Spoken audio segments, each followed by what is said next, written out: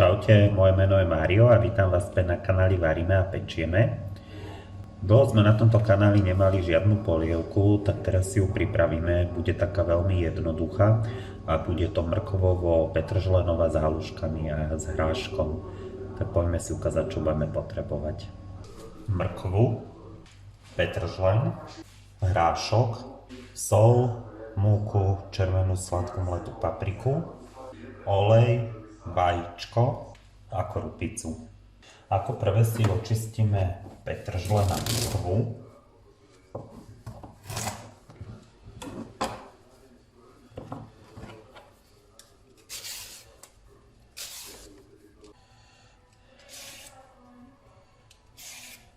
Mrkvu a petržlen, keď máme očistenú, tak si nastrúhame na týchto slzičkách.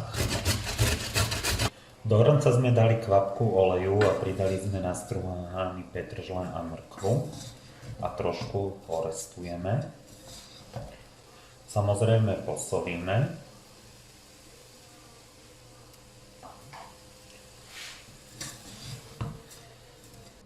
Zeleninka, keď nám začína rozvoniavať, zalejeme ju vodou.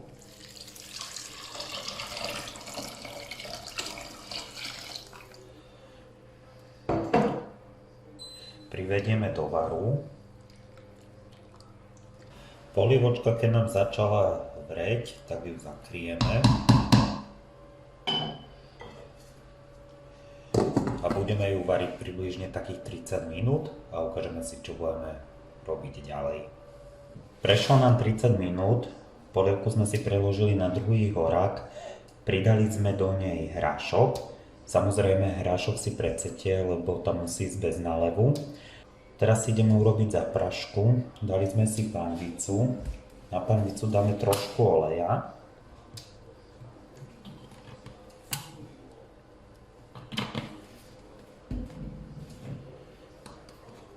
Pridáme trošku múky.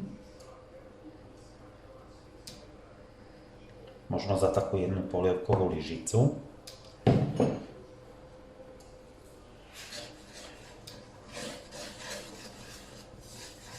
Trošku ju opečeme.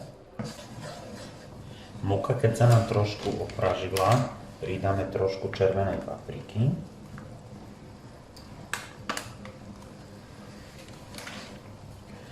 Premiešame. Keď tam dáme červenú papriku, už to dlho neopečame, nech nám nezhorkne.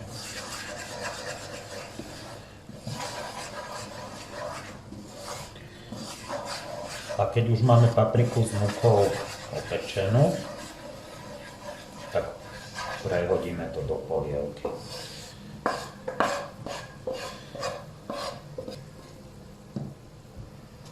Polievku si môžeme vrátiť, to máme bližšie.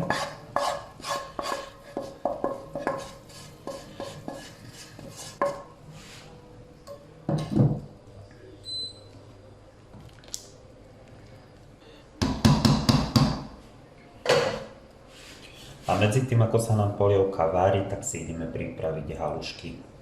Do pohára si rozbijeme jedno vajíčko.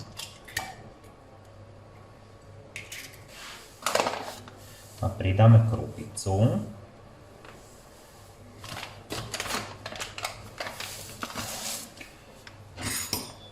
Pridáme najprv menej.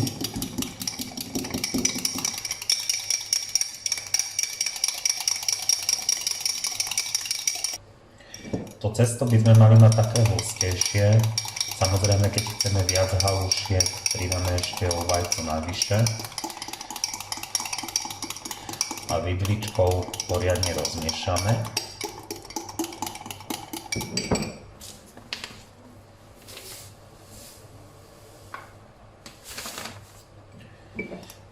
Na jedno vajíčko to vychádza možno také 3 polievkové lyžice krupice.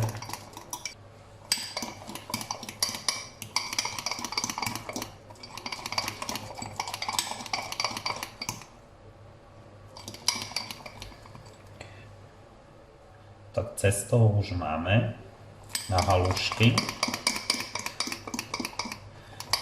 a môžeme ho dávať do polievky. Zoberieme si kávovú lyžičku Namočíme ju do polievky, nech je horúca. A polievka nám musí vrieť a ideme hádzať halušky.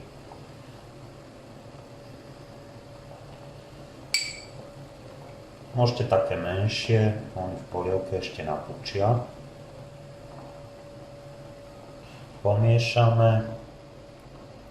Necháme povariť takých 10-15 minút a máme hotovo. Tak polievočku máme navarenú, je veľmi rýchla, do tých 45 minút ju máte hotovú. Ja verím, že vám bude chutiť, nezabudnite dať na video like, odber a koment a vidíme sa pri ďalšom videu. Ahojte.